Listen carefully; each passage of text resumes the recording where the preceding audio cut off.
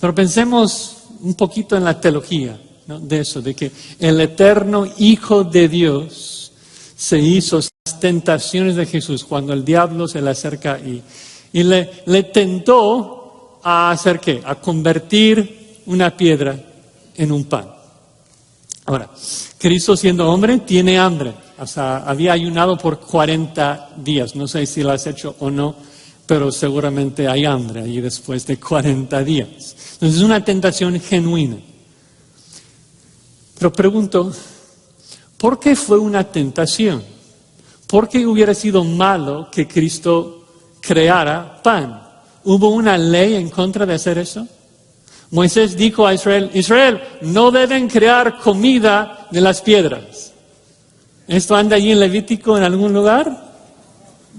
O sea, a lo mejor no han leído Levítico como deben, por eso no me contestaron. Pero no, o sea, no está ahí.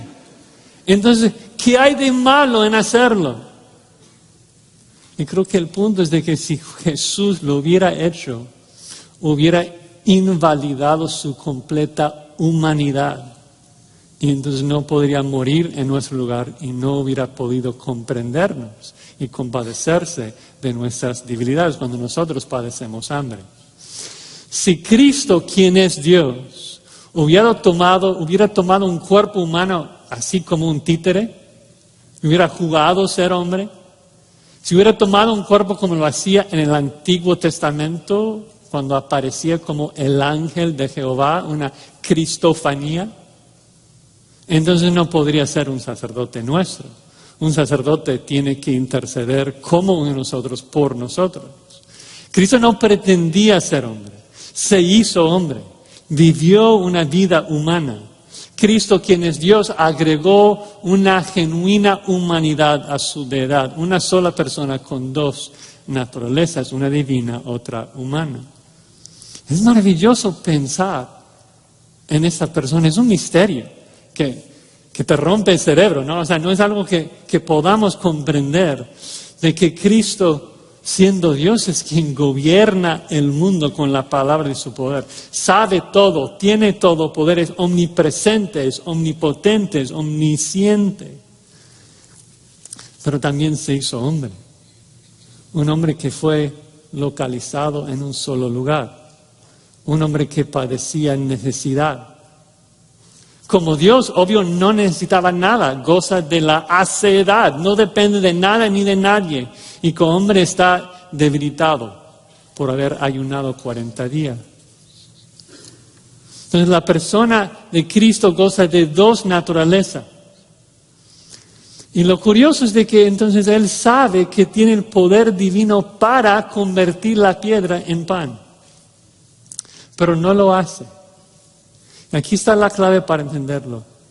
No solamente es de que la parte divina, o su naturaleza divina no lo hace, sino de que como hombre lo rechaza. Su voluntad humana rechaza la tentación. Como hombre, Él decide tener fe en Dios y obedecer la voluntad de Dios.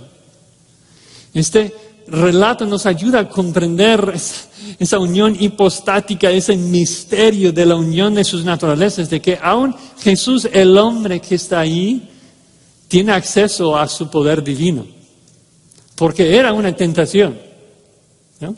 Cristo pudo haber creado pan, no lo hizo, no lo hizo.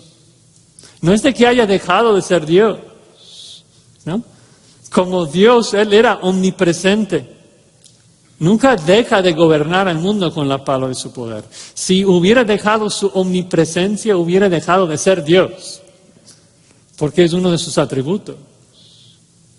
Pero aquí yace el misterio de que el hombre Jesucristo no siempre accede a su capacidad divina, no siempre revela toda su gloria. Hay momentos, por ejemplo, de que el hombre Jesús no sabe algo. Dice Marcos 13 que Cristo no supo la hora de su regreso.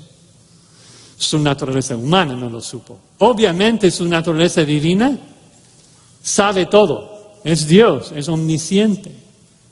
Pero el misterio está en la comunicación.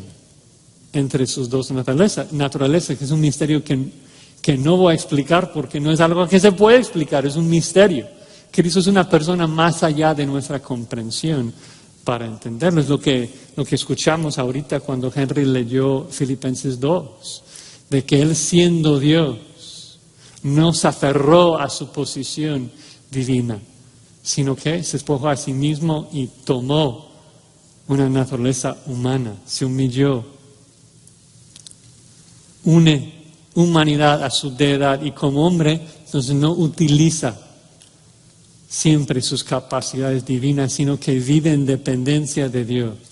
Aprende, crece, madura, sufre y vive como hombre.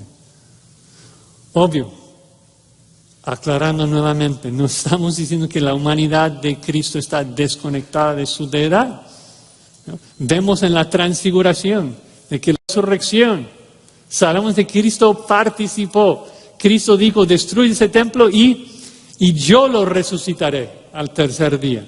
Sabemos que es Dios, una persona en control de dos naturalezas. No lo comprendemos, lo adoramos, lo exaltamos, lo glorificamos. Pero este texto en particular enfatiza su humanidad, y Hebreos en particular enfatiza su humanidad. Y debe postrarnos delante de Él, que Él vivió una vida humana, obediente a su Padre. Otro texto muy importante en esto se encuentra en Hebreos 5:7, si me pueden acompañar. Hebreos 5:7 dice lo siguiente. Y presten atención. Dice que Cristo en los días de su carne, ofreciendo ruegos y súplicas con gran clamor y lágrimas al que le podía librar de la muerte, fue oído a causa de su temor reverente. Y aunque era hijo, por lo que padeció, aprendió la obediencia. Increíble. ¿Escucharon el punto del autor? Si hacemos la pregunta, ¿por qué es de que el Padre escuchó las oraciones de Jesucristo? ¿Cuál sería tu respuesta? Normalmente nuestra respuesta sería, pues era su Hijo, el Hijo amado. ¿Cómo es de que el Padre no va a escuchar al Hijo amado por toda la eternidad? Pero ¿qué es lo que el texto dice? Explícitamente nos dice que el Padre no le escuchó por ser su Hijo, sino que le escuchó por su temor reverente, por su vida piadosa. Cristo, obvio, es el Hijo eterno de Dios, siempre ha tenido el favor de Dios. Pero no es el punto acá. El punto acá es de que Cristo, el hombre, Cristo, el humano, merecía el favor de Dios por su obediencia perfecta. Era tentado de los 5 años, con un cerebro de un niño de 5 años. Rechaza la tentación, lo vence. Cuando tiene 10, cuando tiene 20, cuando tiene 30, vence cada tentación, siempre obedeciendo sin fallar.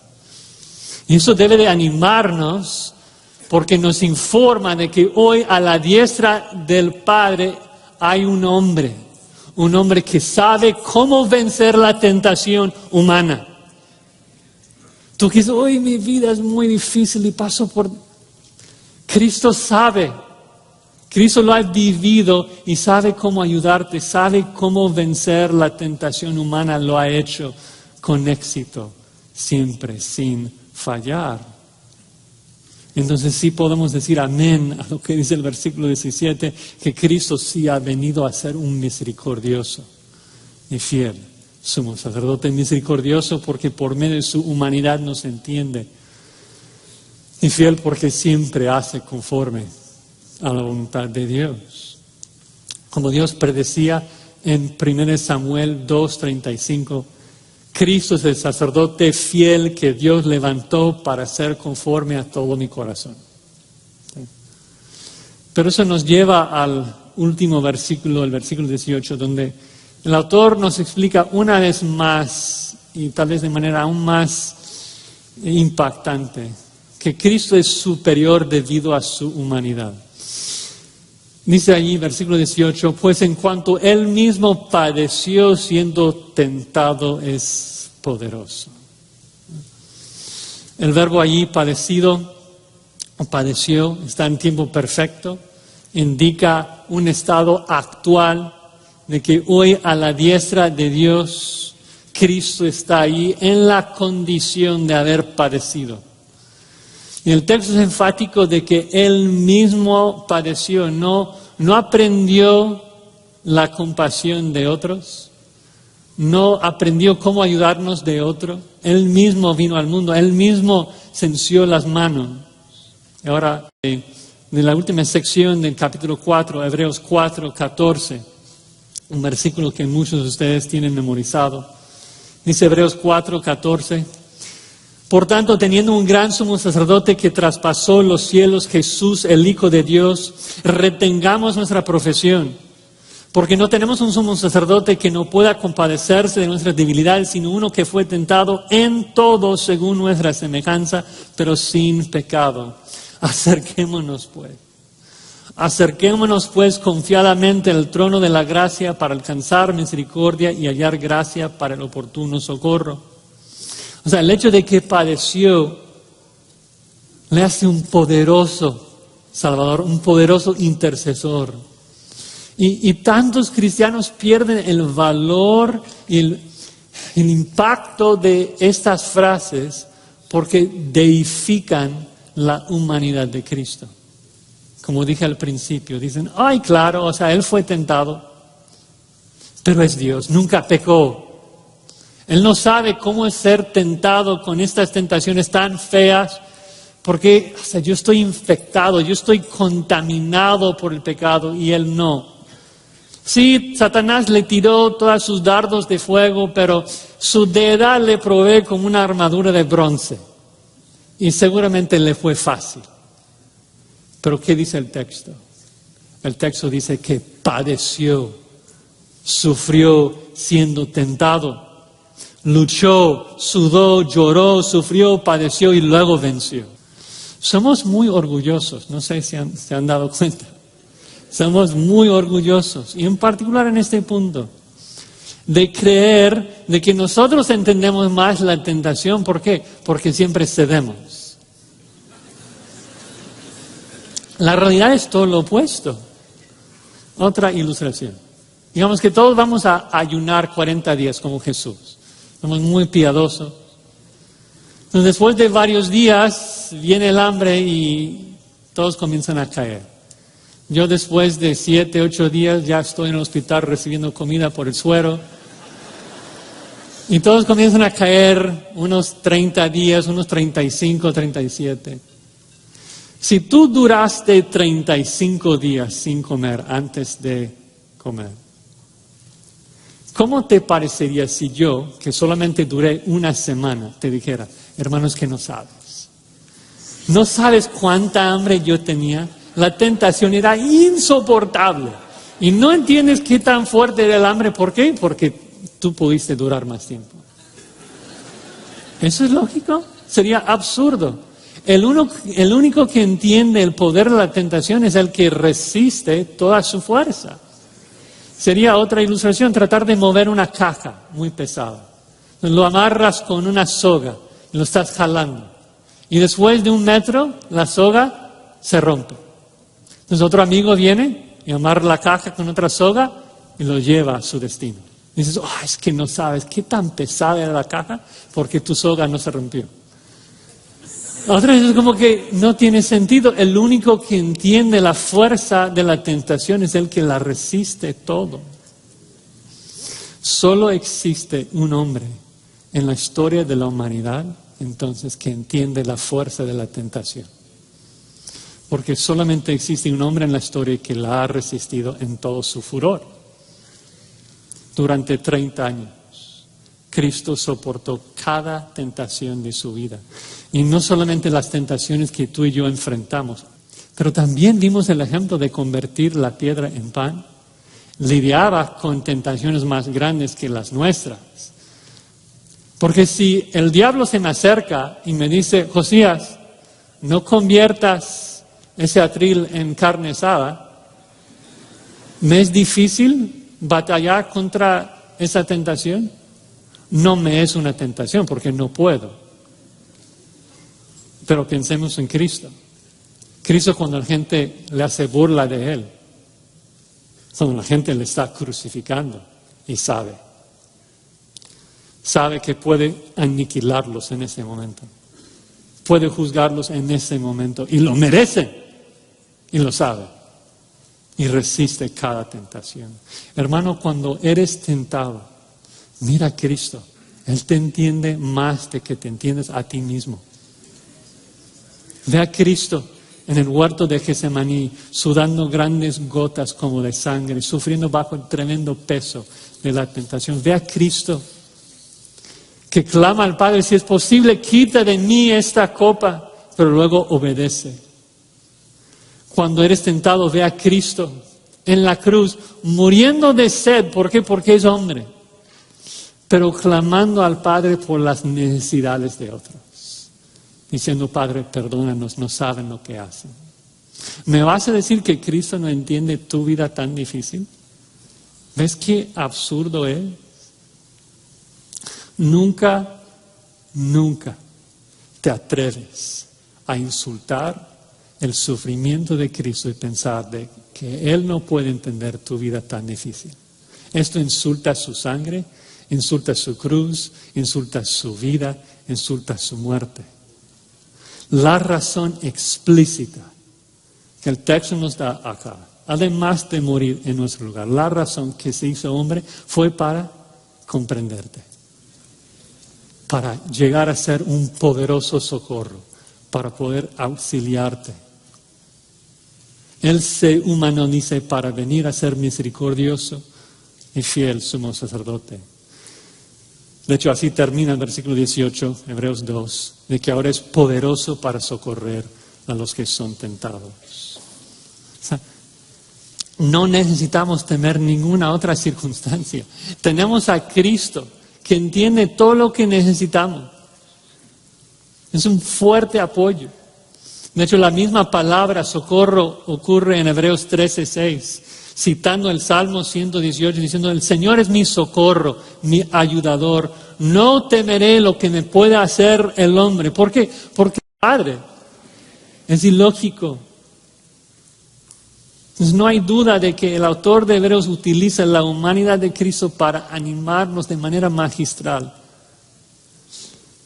Pero lo interesante es de que Cristo no es solamente un hombre. Y el libro de Hebreos empieza con la deidad de Cristo, de que es la imagen misma de la naturaleza de Dios. Entonces necesitamos verlo nada más rápidamente en el contexto de toda la Biblia. Porque el hecho de que Cristo nos comprenda sí alienta. Pero si Cristo no tuviera poder, no sería de tanto aliento. O sea, sin el deseo de difamar a María, pero ¿de qué provecho hay de que ella me comprenda? No hay provecho porque no puede hacer nada por mí. Pero Cristo es diferente. Cristo es Dios. Entonces, para concluir, quisiera solamente tratar de relacionar un poco la humanidad de Cristo que hemos visto con su deidad. Dios mediante, en la última sesión vamos a ver más de la deidad de Cristo. Pero en la misma manera en que algunos deifican la humanidad de Cristo y ponen la aureola sobre su cabeza, también muchos hoy humanizan su deidad. Otra vez podemos ver en las pinturas de los católicos dónde está Jesús. Todavía colgado sobre la cruz, un varón despreciado y desechado entre los hombres, varón de dolores, un hombre humilde. Y muchos en la iglesia cometen la misma idolatría. ¿Ves la forma que gente, a veces aún cristiana, habla de Jesús y canta a Jesús? ¿Cuánto te amo, Jesús, mi amigo? Y hablan de Él sin reverencia, pensando que es un mero humano, pero no lo es. Es el Hijo de Dios. Y sí es cierto que ahora, por la gracia de Dios, Jesucristo es nuestro amigo, pero no perdamos de vista que Él se vistió de su humanidad. Yo creo que sin lugar a dudas, si regresamos a los evangelios, el apóstol Juan debía ser el mejor y más cercano amigo de Jesucristo durante su estancia acá en la tierra. Y es interesante porque Juan, el discípulo amado, después de presenciar la ascensión, dura 60 años sin ver a Jesús. Y luego, después de 60 años, ve a Jesús de nuevo en Apocalipsis capítulo 1. Y Juan tiene la dicha de ver de nuevo a su amigo. Y uno pensaría, si hubiera un invitado de la calle que no sabe nada del cristianismo, si entra y solamente escucha la forma que hablamos de Jesús y cantamos de Jesús a veces, uno pensaría de que Juan, cuando ve a Jesús, después de 60 años, hubiera corrido a Jesús a darle un abrazo y dice, oye, tanto tiempo sin verte, hermano, ¿cómo has estado?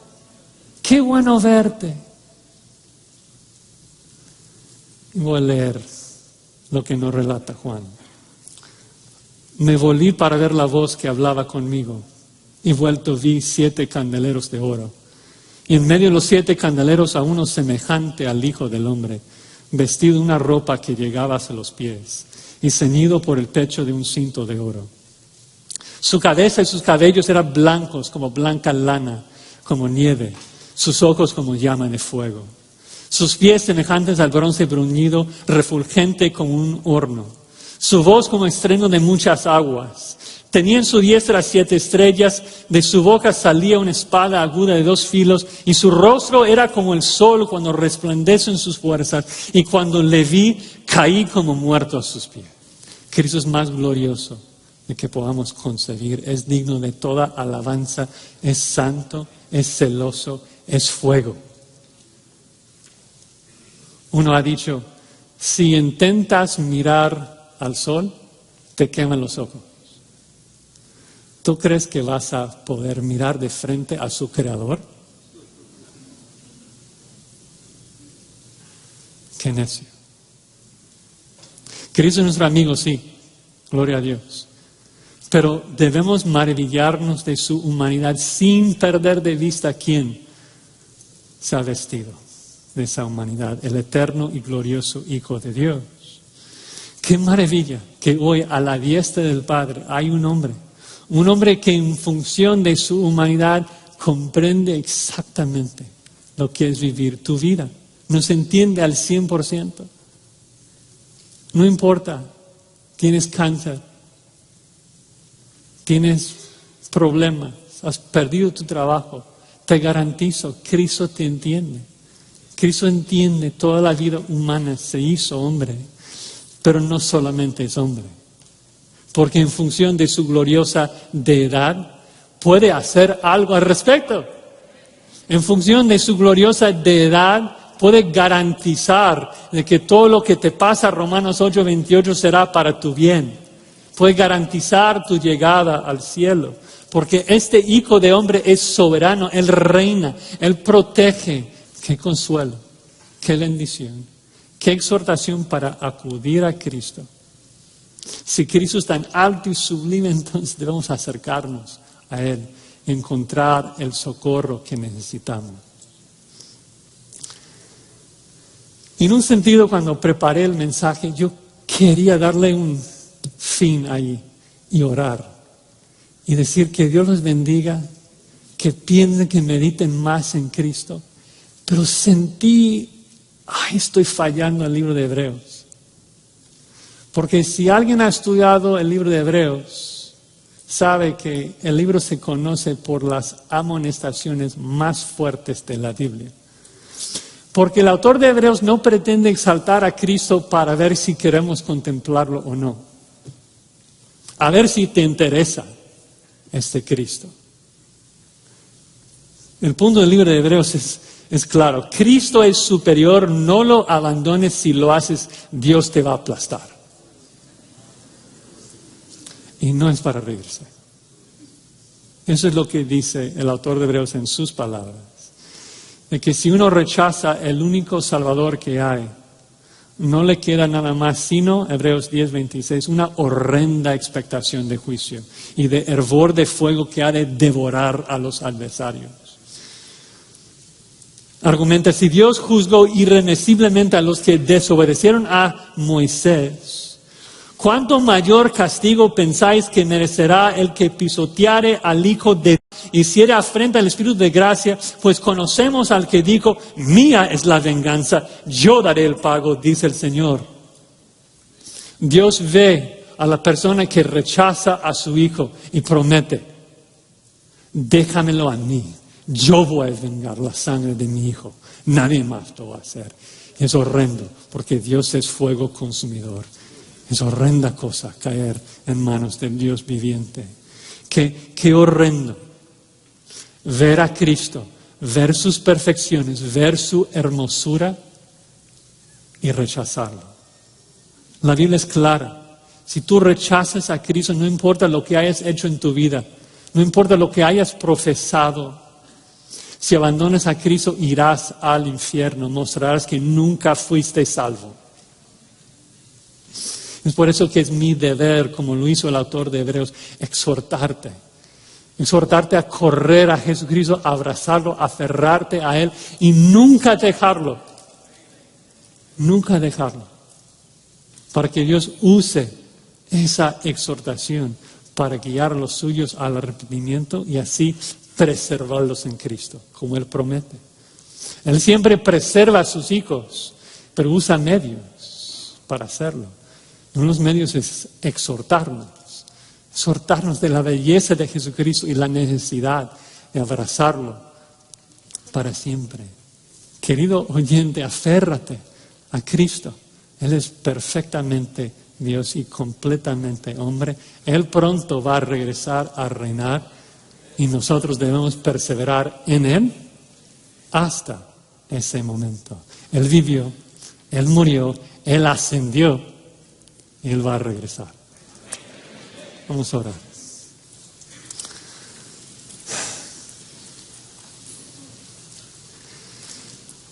Padre, analizamos nuestras vidas a la luz de lo que hemos visto en tu palabra y por lo menos en mi corazón, Señor, lo primero es confesar.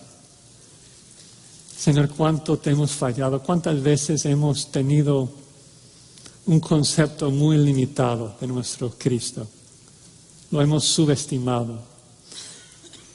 Hemos minimizado su valor y su dignidad. Hemos menospreciado su humillación.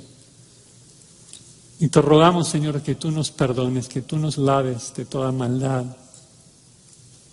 Que nos limpies y que nos ayudes, Señor, a confiar completamente en Él. Confiar totalmente en su cruz, en su muerte, en su resurrección para nuestra justificación. También te damos gracias, Señor, por esta exhortación, este libro. Y te rogamos que tu Espíritu Santo lo use en nuestras vidas para darnos más energía, más ganas de correr a Jesucristo, de andar en las pisadas de Jesucristo. No porque nuestra salvación dependa de nosotros, sabemos de que depende exclusivamente de Cristo. Pero queremos agradecerte, Señor, queremos agradarte, queremos adorarte. En toda esta conferencia, Señor, tú nos ayudes a apreciar el regalo de nuestro Señor Jesucristo y de imitar su santidad. Queremos ser como Él. Y es en su nombre que oramos. Amén.